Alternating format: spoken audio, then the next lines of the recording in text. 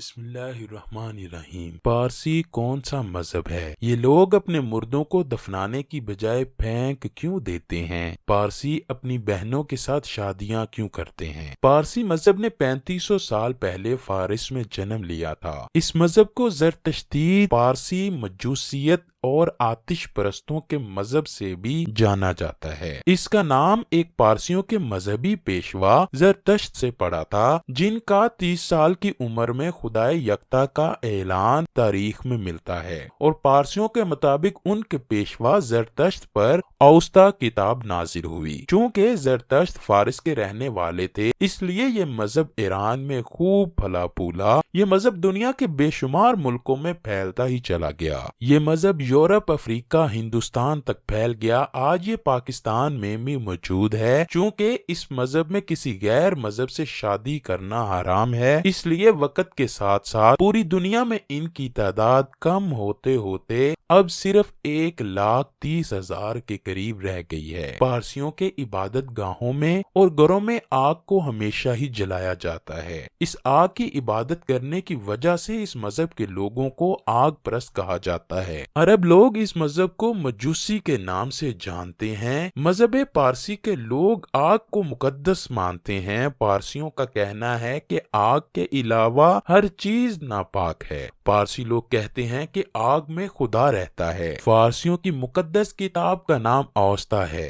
زرتشت مذہب کے مطابق ایک خدا ہے۔ زرتوشی دن میں 5 بار خدا کی عبادت کرتے ہیں۔ ہندو، سکھ دھرم اور زرتوش مذہب بھی غیر تبلیغی ہیں۔ یہ لوگ دوسرے مذہب سے تعلق رکھنے والے لوگوں کو اپنے مذہب میں داخل نہیں کرتے اور ان کے ساتھ رشتے بھی نہیں کرتے۔ دنیا کے بہت زیادہ مذاہب اس مذہب کو بہت زیادہ ناپسند کرتے ہیں، کیونکہ زرتشتی لوگ اپنی ہی بہنوں کے ساتھ شادی کرتے ہیں۔ مذہب اسلام تو اپنے خون یعنی بہنوں کے ساتھ شادی کرنا انتہائی سختی سے ناپسند کرتا ہے۔ پارسیوں میں بہت زیادہ لوگ ہیں جو اپنی بہنوں سے ہی شادیاں کرتے ہیں۔ پارسی مذہب شروع سے ہی اپنی بہنوں سے شادیاں کرتے آ رہے ہیں۔ زرتشتی لوگ اپنے مرنے والوں کو پرندوں اور جانوروں کے آگے ڈال دیا کرتے ہیں۔ ان کا کہنا ہے کہ مرے کو زمین میں دفن کرنے سے زمین ناپاک ہو جائے گی۔ وہ مردے کو جلانے سے پرہیز کرتے ہیں۔ ان کا کہنا ہے کہ مردے کو آگ میں جلانے سے آگ ناپاک ہو جاتی ہے، اس لیے وہ مرنے والے کو پہاڑوں یا میناروں پر رکھ دیتے ہیں تاکہ پرندے ان کو کھا جائیں۔ ان میناروں یا ٹاوروں کو وہ مینارے خاموشہ کا نام دیتے ہیں۔ زرتشت مذہب کے نزدیک پانی، ہوا، آگ اور سورج پاک عناصر ہیں۔ وہ ان کے تقدس کا ہر وقت خیال رکھتے ہیں۔ پارسیوں کا فلاحی کاموں میں رجحان بہت زیادہ ہے۔ یہ لوگ اپنے غریب طبقے کی بڑھ چڑھ کر مدد کرنے میں حصہ لیتے ہیں۔ پارسیوں کی تعداد دنیا میں اس وقت بہت کم ہو چکی ہے۔ پارسی مذہب سے تعلق رکھنے والے پاکستان میں تقریباً 2000 کے قریب لوگ پائے جاتے ہیں۔ پاکستان میں زیادہ تر پارسی کراچی میں موجود ہیں۔ عربوں نے پہلی دفعہ ایران پر حملہ کر کے مجوسیوں کی حکومت ختم کی تو دھیرے دھیرے وہاں کے لوگ مسلمان ہونے لگے۔ کچھ لوگوں نے جزیہ دینا قبول کیا، جو باقی رہ گئے انہوں نے 8ویں یا 10ویں صدی میں ہندوستان آ کر اپنا بسیرا بنا لیا۔ پارسیوں کا کہنا ہے کہ ان کا مذہبی رہنما اوسطا کا قدیم نسخہ رکھتا ہے جو ان کے پیغمبر زرتشت یا زرتوس پر نازل ہوا تھا۔ پارسی لوگ اپنے مردے کو کھلی عمارت میں رکھ دیتے ہیں، جس کو تخمہ بھی کہا جاتا ہے۔ تخمہ ایسے شہر یا علاقوں میں بنایا جاتا ہے